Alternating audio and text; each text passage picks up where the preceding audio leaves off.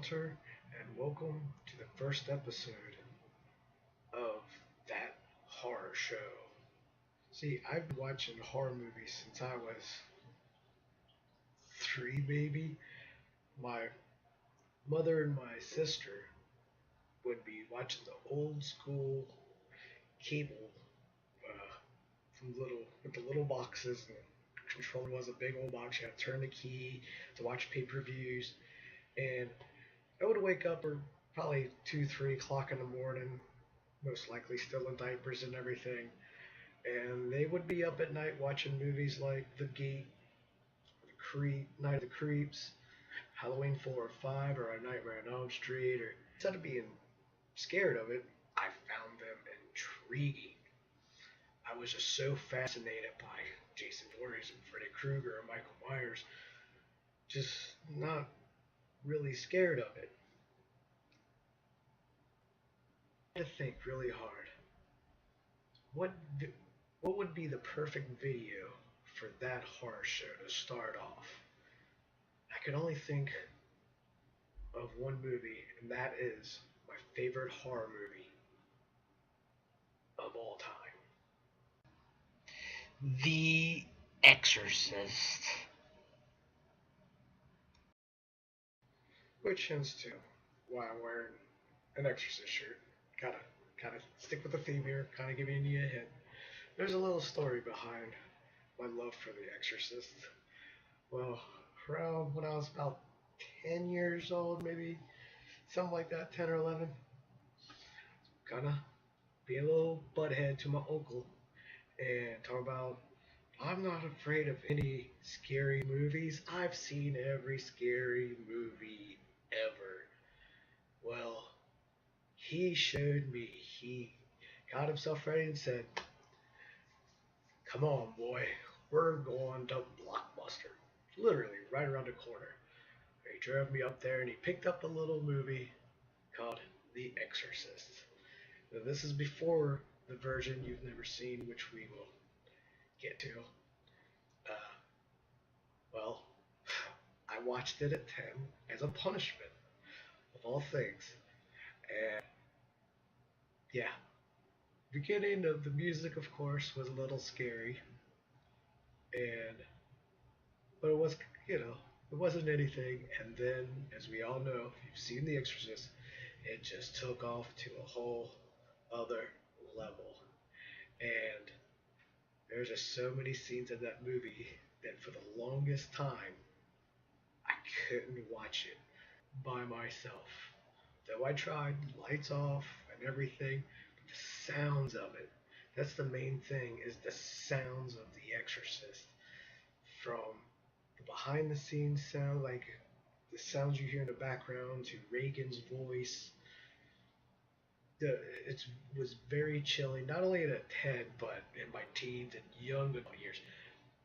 Nowadays, I'm fine with it. I've tried to watch it to scare myself, like, oh, I need something really scary to watch, and put it in, and kind of like the Beetlejuice. I've seen it 167 times, and it keeps getting funnier every single time I see it.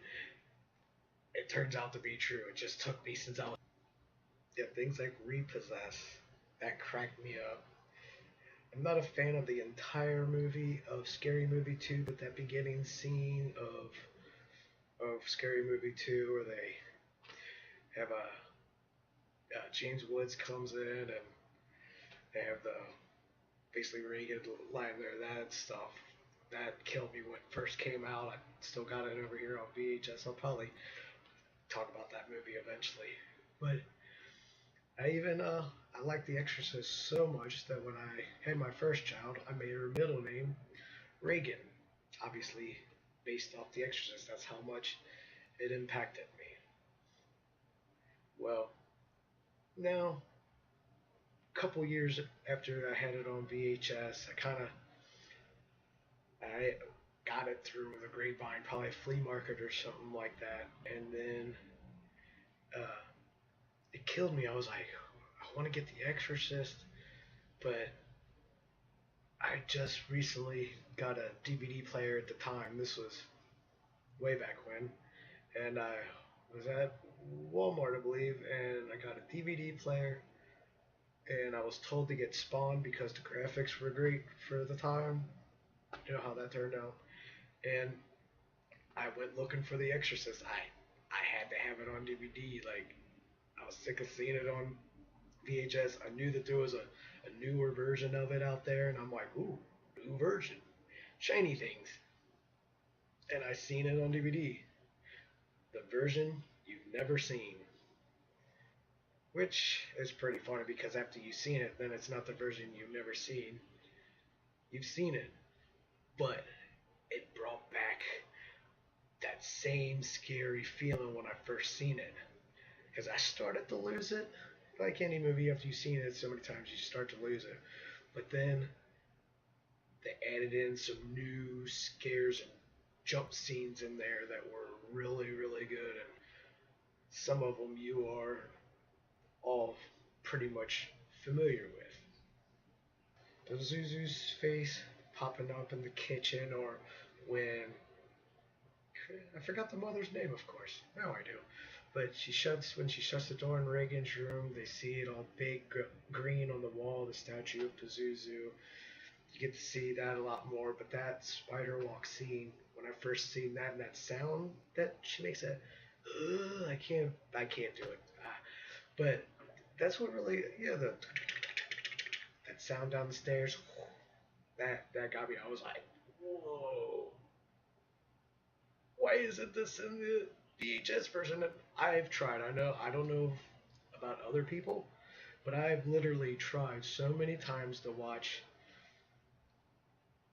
the movie without all them extra parts in there, and I don't find it as amusing anymore without that stuff. I've seen it, and I'm like, I missed the spider one, or I missed the statue on the wall, or there's just certain scenes that I really miss. Of course, there's still scene of her floating there yelling, "The power of Christ compels you" 500 times, and everything's still there on the other version, but there's just on the version you've never seen, and which is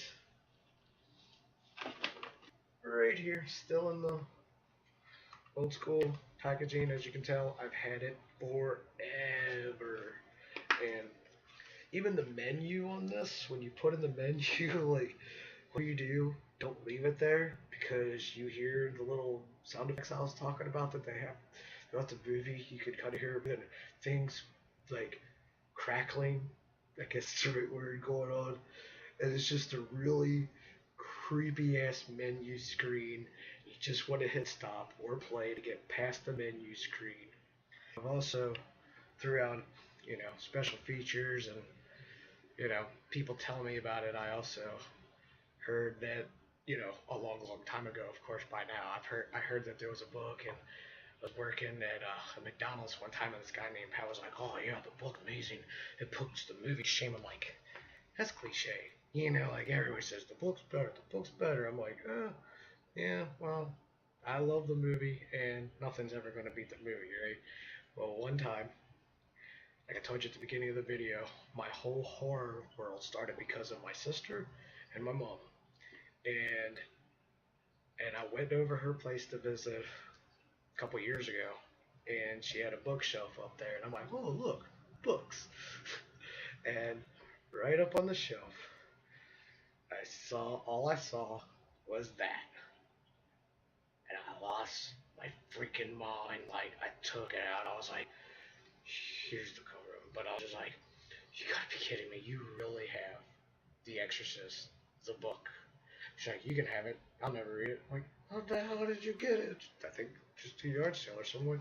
No, get rid of this. Well, I read it, and it is absolutely amazing. I love how in the book, when she's speaking backwards and all that, they literally write the words backwards, and I thought that was really cool. There's the butler. He's more of an important role in this. There's certain scenes where she kind of like back to the beginning, the prequel of The Exorcist, where she does this in the book. They describe she bends up like an arrow and stuff. So they get real more descriptive in this book, and I I just would sit around. I would have my headphones on, listening to some metal, and start reading this book, and it was just hard to put down. Like, wow, totally different perspective on the movie. Like, for the longest time, I didn't understand in the movie. I mean, I do now. You can hear for a couple seconds when you know uh, Reagan comes down and looks at everybody, and then looks at someone. They don't particularly show you, but she says, "You're gonna die up there." She pees on the floor, you know. Of course, in Scary Movie 2, like, bad, bad girl, that's all I picture now. But I was like, why? Who's gonna die up there? She's gonna die up there? Well, what in the bloody hell are you talking about, lady? And then I noticed later on in the DVD in that same scene around that the party scene when they talk about how he's gonna go up in space and stuff like that, and I didn't quite get that until I read the book and went, oh shit, Mikey can't be, you know. So the book is super awesome. I'll hold this dear to my heart forever and ever and ever. And once again, I would tell you this little short story here, real quick.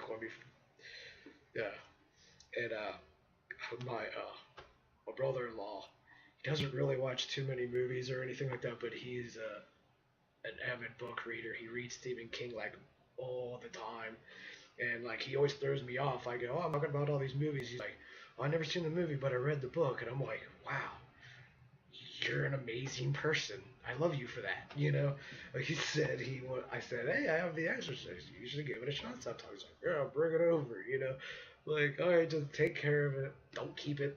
You know, don't let it down. Nothing like that. Just read the book.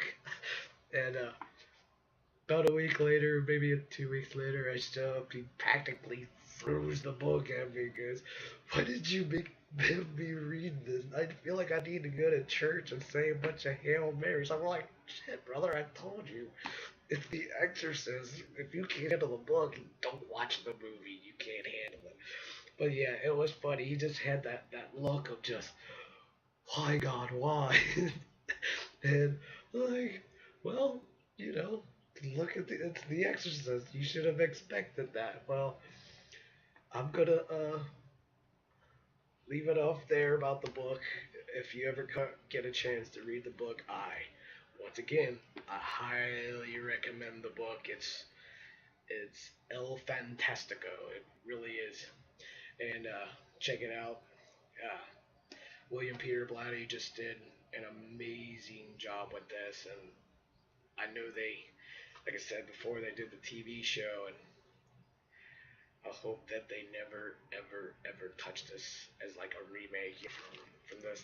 It's close, but these are the two, the book and the version you never seen, are the two that I recommend that you do.